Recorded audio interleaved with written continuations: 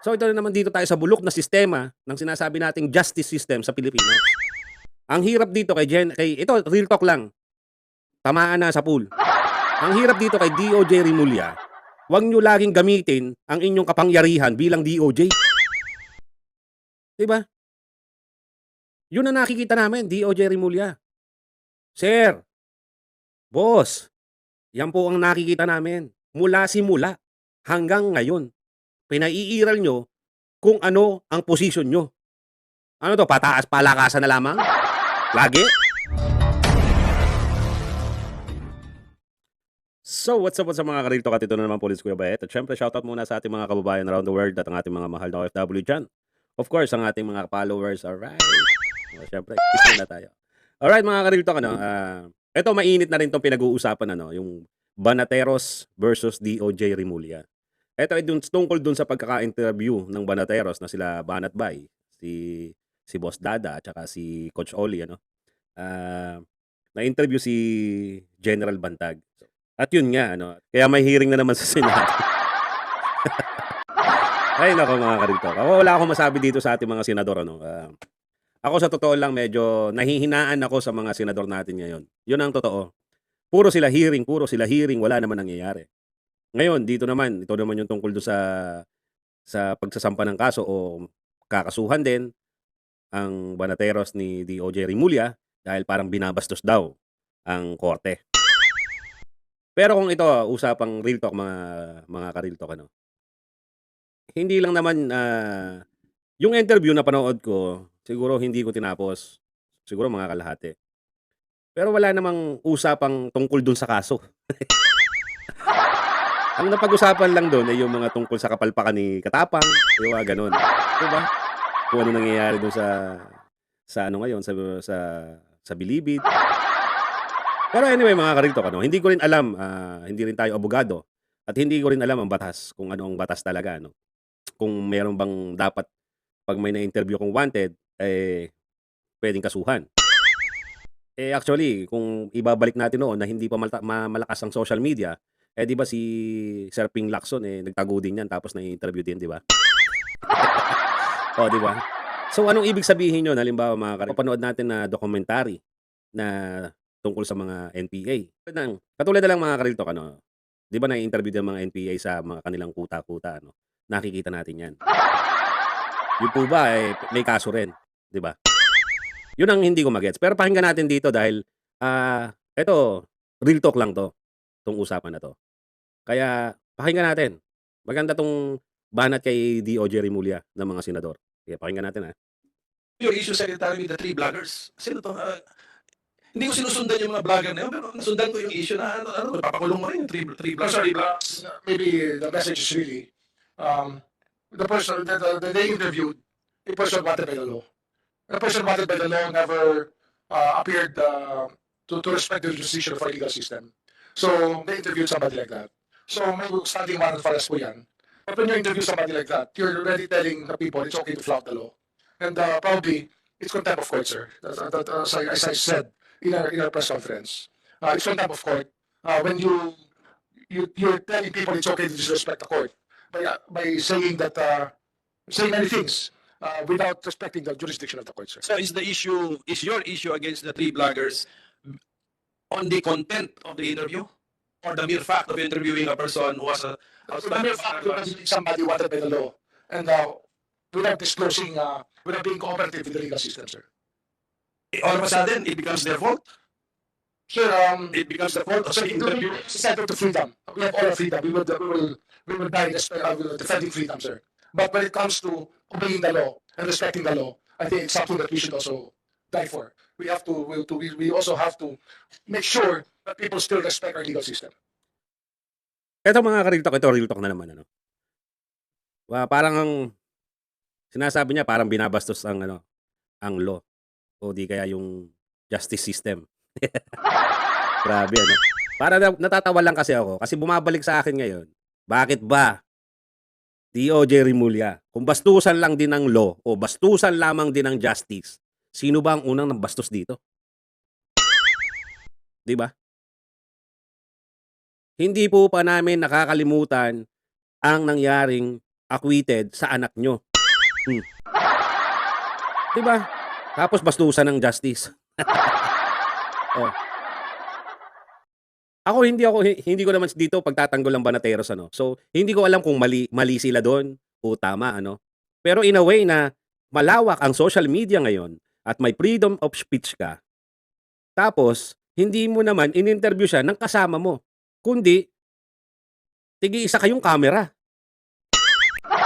'Di ba mga ka-real talk? So, kahit ako mag-interview, siyempre na-interview natin halimbawa katulad ni Miss LJ ano 'no, Satterfield. Eh, hindi ko nga alam kung nasaan lugar siya noon. Oh, 'di ba? Oh, nung ma-interview ko. Oh. 'Yun ang ibig kong sabihin mga ka-real talk. So, hindi ko maa-assure at hindi ko rin alam mga ka-real talk 'no, ayoko magmarunong-runungan dito na alam ng Banateros kung nasaan si General Bantag nung ma-interview nila, 'di ba? Hindi ko masasabi rin 'yun. Hindi ko rin alam. Oh, 'di ba? Kaya dito ako nagtataka eh.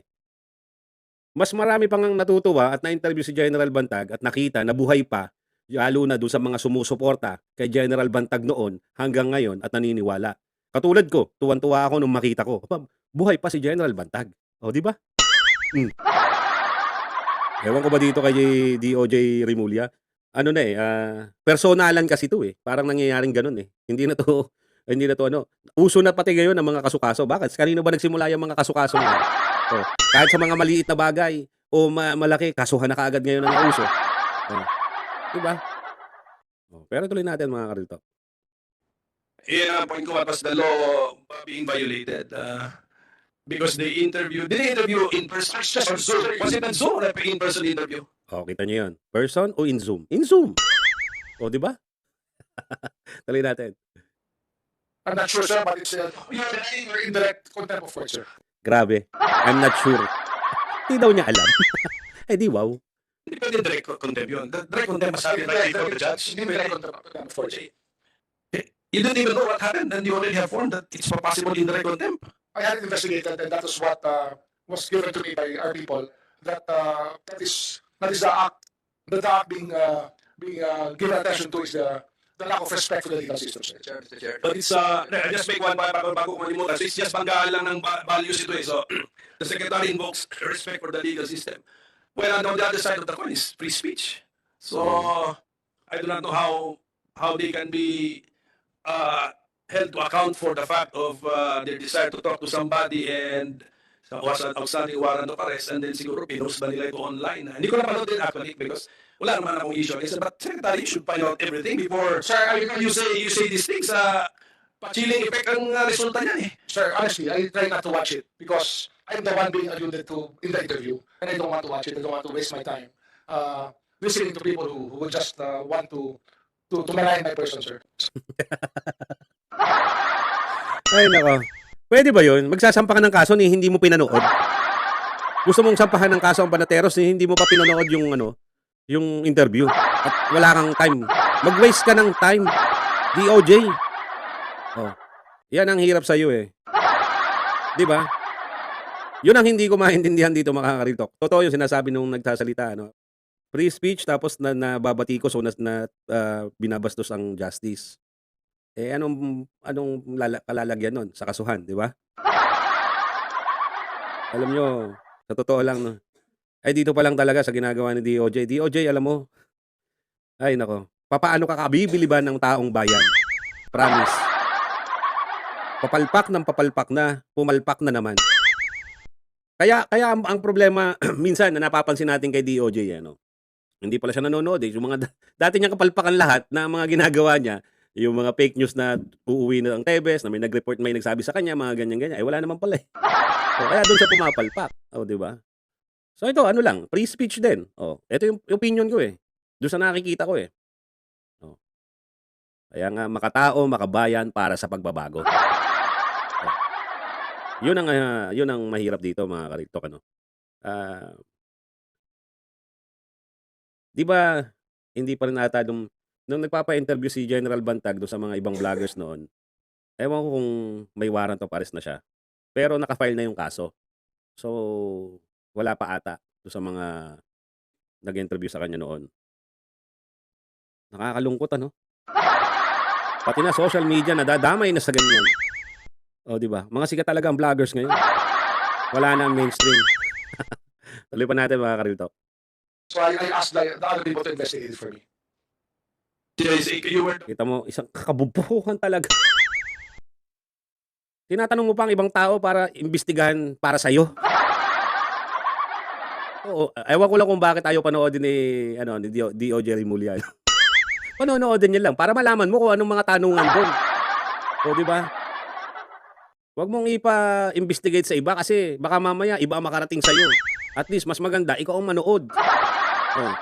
Sa tingin ko, nung mapanood ko yung mga ka-Real Talk, wala naman ako masyadong narinig tungkol doon sa kaso ni General Bantag. Ano? So, parang normal lang na yung mga kapalpakan. Oh. Di ba? Ewan ko ba talaga mga ka-Real Talk dito? Talagang hindi na talagang hinahanap nyo. Ba't hindi nyo makita? Yun din ang isa dun eh. Di ba? Pinaghahanap nyo. Nakatutok. Oh, pero na-interview. Oh. Ay nako, hindi ko magets to mga ka-Real Talk. Pasensya na kayo ha. Kaya sabi ko sa inyo, pag ito mga politiko ang aking i-real talk na reaction, talagang nakakabwisit na. Promise. Tara, tuloy tayo. you have a footage, ikaw nagsasalita, you have We have the footage, sir. you've not even seen I saw the footage of you saying that you will file That's the word concern. To ask the court to consider contempt because it is not something that we want replicated all over the country, that we verify people who do not obey the law. Well, at any rate, Mr. Chairman, siguro in due time that the theory for Secretary will be tested in court. But of course, I will side with the freedom of our people to speech, to associate, and to make known to the public facts and opinions. Wala namang mali sa opinion, opinion. O, kita nyo mga ka-Real Talk. Correct. Alam nyo kung bakit? Kung wala kami na mga nagbibigay ng sariling speech, ng freedom of speech, at mga opinion namin, at yung mga nakikita namin, di sana, hindi kayo nagiging tanga dyan. Di ba? Na ang gusto nyo paniwalain lamang lagi ay yung mga tao. Hindi nyo na po mapapaniwala ang ating taong bayan ngayon na basta-basta lang. Dahil sa aming mga vlogger at sa mga ibang nagre-reaction, nagkakameron po sila ng pag-iisip.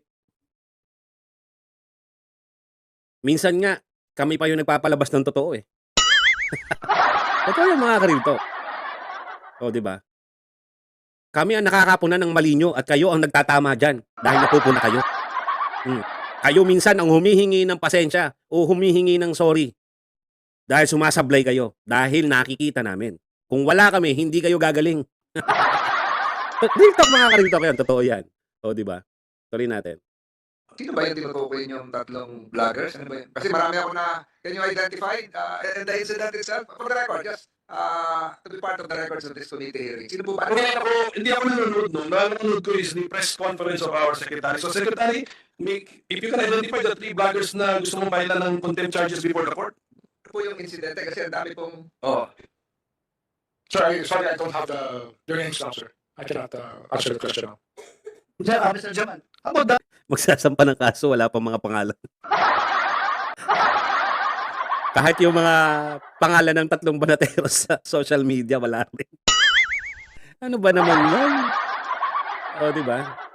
Ay, nako. Ewan ko mga ka-Real Talk, kayo na lang ang magbigay din ng opinion nyo. May freedom of speech naman tayo at freedom na mag-comment.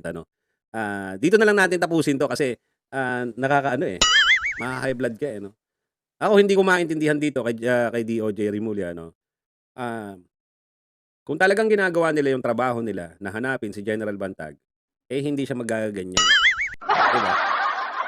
At para sa akin, mga ka-Real Talk, hindi ko alam kung may kaso talaga yung mag-interview ka online, Zoom, na hindi mo nga rin mismo alam kung nasaan yung taong ini-interview mo, no? Kung nasa sagasaan mo ang justice dyan. Diba? At ang isa pa, siguro naman yung mga nag-interview ay alam nila na hindi pwedeng pag-usapan yung kaso. Di ba? Dahil may nakafile na yan eh. Kumbaga, hindi lang nakafile. Hinahanap na nga ng batas si General Bantag. Di ba? Wanted na. Di ba? So ito na naman dito tayo sa bulok na sistema ng sinasabi nating justice system sa Pilipinas. Ang hirap dito ito real talk lang. Tamaan na sa pool. Ang hirap dito kay DOJ Rimulya, huwag nyo laging gamitin ang inyong kapangyarihan bilang DOJ. Diba? Yun ang nakikita namin, DOJ Rimulya. Sir, boss, yan po ang nakikita namin. Mula simula hanggang ngayon. Pinaiiral nyo kung ano ang posisyon nyo. Ano to, pataas palakasan na lamang? Lagi? Diba? So, hindi lang din naman ako nakakapunan nun eh. Marami. Na talagang wag na nating balikan at baka mamaya masaktan na naman kayo sa real talk. Doon pa lang sa sistema na nangyari doon sa anak nyo, ay sinampal nyo na kami doon. Di ba? Ngayon, gusto mo sampulan ang banateros ng mga vloggers? Ano yan? Pa-warning sa lahat ng vloggers na dapat hindi kayo pwedeng magsalita? Hindi pwedeng magsalita kayo ng masama? O hindi kayo pwedeng magsalita ng tama? Dapat mali rin ang sasabihin namin? Ay. Kaya kami nandito para iparinig sa inyo kung ano ang nakikita namin sa inyo. Dahil kayo mismo, hindi nyo nakikita yan. Lahat ng mga politiko, hindi nyo nakikita yung mga galawan nyo, pero kami, punang-puna namin ang mga galawan nyo at mga sinasabi nyo at mga ginagawa nyo. Kaya nga andito kami, para itama ang pwedeng itama at ituwid ang pwedeng ituwid. Oh. Real talk lang. Oh, totoo naman mga karinda, di ba? Doon lang sa tama at sa totoo. Oh, di ba? Eh kung wala kami, di wala na. Wala na pag-uusapan, tapos na ang usapan. Oh. Kayo na nanalo. Kayo ang tama. Kayo ang palaging tama. Oh, di ba? Mainstream? Eh mas kulang-kulang pa nga rin sila maglabas ng mga balita. Putol-putol. Maraming nakakalimutan. Kami lang ang ang nagdudugsong. O, di ba? Yun lang yung mga karitok. Yun ang katotohanan dyan. So, ewan ko ha, mga karitok. Kayo na rin ang humusga dito. No? Para sa akin, katawa-tawa lang to. Pag kinasuhan niya yung 3 vloggers na hindi mo nga alam kung anong pwedeng ikaso. Di ba? Di sana lahat ng mga dokumentary natin noon na mga hindi lang sa mga hinahanap ng mga batas o di kaya doon sa mga nagtatago ay nai-interview at napupuntahan. Iba yun, di ba? Oh, yan lang yun. Ang social media ngayon is napakalawak, mga karito. Ito yung katotohanan dyan. Iba ngayon sa panahon noon. Maraming magsasalita ngayon. Marami ang magtutuwid at magtatama sa panahon ngayon sa social media. Kaya hindi na pwedeng bilugin ang taong bayan, para paniwalain nyo sa isang buloktot na sistema.